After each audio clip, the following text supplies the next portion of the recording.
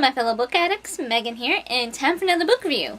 Today, I'm going to be talking about No Humans Involved by Kelley Armstrong, and this is book, I'm lost track by this point, 7 of the Woman of the Otherworld series. So, in this book, we are once again switching points of view. This time, we are hearing the story from Jamie Vegas's point of view, and she's been in a few of the last books. She's a necromancer, and she does this whole spiritualist thing, so supposedly talking to the audience members, deceased family members.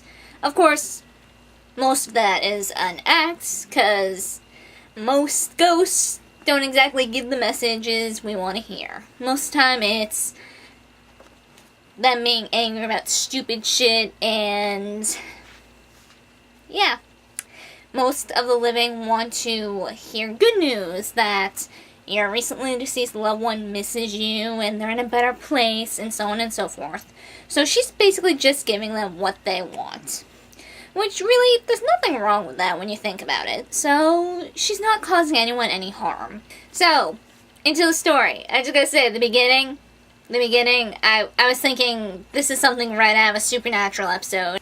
For those of you who do not know what I'm talking about, in Supernatural, usually there's a little clip, first couple minutes of the show, where the people usually die.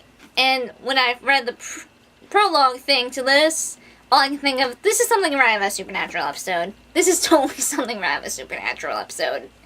And I liked it. I love Supernatural, I love the series, so it's like, oh, cool.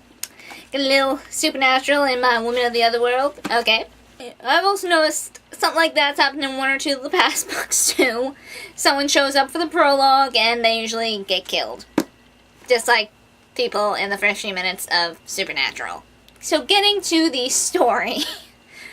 Jamie Vegas has been kind of wanting to get her own TV show for years. Mostly it was her mother pushing her to doing it. I like how we find out more about Jamie in this book, and like why she's in the showbiz. Apparently her mom, finding out that she can see ghosts and dead people, want to earn a fast buck off of it. So basically her mom's goal from when Jamie was little was to get her own TV show so that the mother could get on TV and basically make a shit ton of money and be set for life. So basically she was using her daughter, which is so sad. It made me feel bad for Jamie, but she doesn't let it get her down. So, at this point in her life, her mother's retired in this, awesome place, and Jamie's the one paying for it. But Jamie now wants to get the TV show to show her mother, yeah, I can do this without you, screw you. And she actually has a chance to get on TV, and in the process, possibly get her own show from there. And another reason why she wants her own TV show is because she wants to take more action with the Interracial Council. She is the Necromancer delegate, and she feels she can't really do as much as she wants because of her touring schedule, and it takes up a lot of time because she does live shows. So her thought was, I want to get my own TV show, do that for a few years, and that way I can do maybe half a dozen live shows a year and be set and spend more time helping with the Interracial Council. So that's another reason why she wants to get her own TV show, so she can take a more active part in the community. And she has this chance. She, along with 2 other spiritualists, are going to try and summon the ghosts of Marilyn Monroe. I like the drama and stuff that goes on with the other spiritualists. There's a lot of catty, Hollywood drama going on there. And, much to Jamie's dismay, she actually has a few run-ins with some real ghosts. And she's trying not to outdo her competition and make them, hate her guts. She's trying to do well, mind you, because she wants to look good. But she's not trying to overdo anything. And with the ghosts showing up, sometimes that is hard to do because they're distracting and all that. But whenever she does accidentally do that, she does try and smooth things over with her co-stars and make things a little less rough between them all. So she's dealing with that, as well as forced drama. Apparently, the creators of the show are trying to actually pit them all against each other to add more drama and crap. And during all this, Jamie is trying to figure out she runs into some ghosts in the gardens at the place they're all staying, and she doesn't know what's up. They can't communicate with her like normal ghosts, and she's totally thrown for a loop. So she's trying to figure out what's up with these ghosts as well as all this. So I like this storyline. I definitely like seeing Jamie's point of view since we've read a few other books with her like as a side character. I think it's awesome that we finally get to see things from her point of view, find out more about her relationship with her mother, and several other factors. We're introduced to another side character whose name is Hope Adams, and she is a half-demon. We actually find out that she is the child of the demon Lucifer, and she's not like a normal half-demon.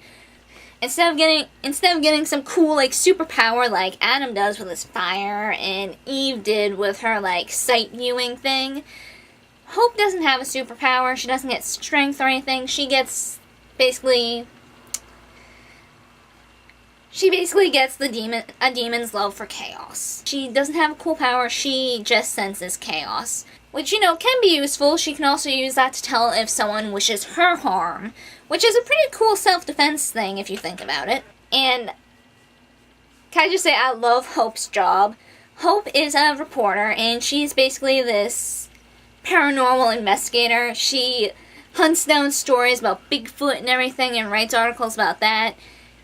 And I just think that's really funny how they have a supernatural half-demon doing that kind of work. And in fact, she uses that kind of work to try and cover up any real supernatural stories. And she's trying to help Jamie and Jeremy, who comes over to help, figure all this out. So that is my synopsis, and now I'm going to be going into my spoilery bit. So if you do not wish to be spoiled at all, I highly suggest you click away now and return later. Okay, so spoiler time. Can I just say I love the chemistry between Jeremy and Jamie? I find it really funny and I like the fact that they finally got together. I like the fact that they finally got together after several years, and I like how it's even been several books since Jamie has been introduced and her crush on Jeremy has been revealed. And yeah, he apparently likes her back, but he is reluctant to get into a relationship with her because he's the alpha of the pack, and chances are good, since other wolves can't really get to him as easily, they can get to him through Jamie, and he doesn't want that for her. He's afraid of that. But pretty soon he won't have to be, because he's very subtly training Elena to be the next alpha. So once that's done, you know, the risk for him is drastically lowered, and in turn the risk for her is drastically lowered, and they can be together without as much risk. Jamie made it clear she doesn't care. She cares about him, and she wants to be with him. So I like how they finally get together. About damn time. I love the couples for these books. I just love the chemistry between them and how the couples work and how each of them is different. But each woman is strong, each man respects that strength and their partner, and I like that. And I like throughout the book how we switch to another point of view every once in a while of these humans who are trying to practice magic, which we know humans can't really use magic. And in doing so, they are killing people, mainly children, to access this magic. And we find out that is what these ghosts that Jamie is having trouble contacting are. They are children ghosts, and that's really rare. When children die, the fates allow them to grow up spiritually so that they're not trapped in a child's body for the rest of their afterlife. So the fact that these children are hanging around, she can't see them, she can't contact them, they can't contact her except through touches and like really quiet whispers.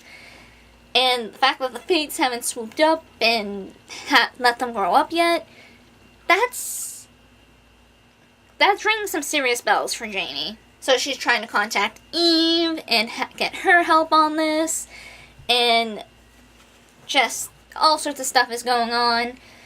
They actually find some of the children's bodies, which are buried on the grounds of the house they're in, which it, explains why the children's ghosts are there. So, as Jamie is trying to find these murdering humans, her and Hope are captured by the humans, and they're gonna kill them and use their organs, because I believe that's what they're using, the organs of the kids they killed, for their magic. And they find out, since Jamie revealed that her and Hope are supernaturals, they're like, hey, maybe your ashes will give magic an extra boost. So Jamie's trying to buy time while Jeremy and Carl, who came to help, track them down.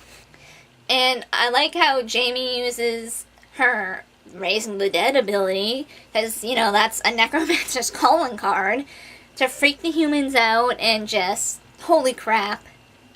So she causes them to frickin' panic, and then, Jeremy and Carl swoop in and save the day, and I like how we managed to solve things. People got their happy ending, they saved the kid, and Jamie decides to say hell with the show, because stuff happens in the show movie thing did not work out.